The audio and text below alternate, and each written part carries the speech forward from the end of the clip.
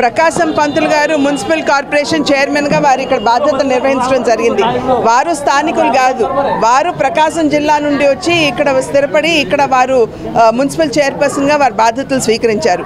ఎక్కడి నుండి వచ్చారు అనేది కాదు ముఖ్యం, నిజంగా ఇక్కడ ఉన్నటువంటి ప్రజలకి అక్కడికి వస్తూ సమస్యల్ని అర్థం చేసుకుని వాటి పరిష్కారానికి నిజంగా ఎన్నుకున్నటువంటి ప్రతినిధులు కృషి చేస్తారా లేదా అనేది ప్రధానం.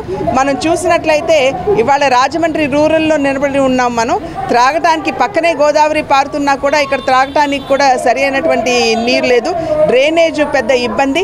అదేవిధంగా చెత్త డిస్పోజల్ ఏదైతే ఉందో తీసుకెళ్ళి నది పక్కనే పెట్టినటువంటి సందర్భంలో ఆ యొక్క విషపూరితమైనటువంటి వ్యర్థాలన్నీ కూడా భూమిలోకి వెళ్ళి అక్కడ నుండి గోదావరిలో కలిసేటువంటి పరిస్థితి మనం చూస్తున్నాం.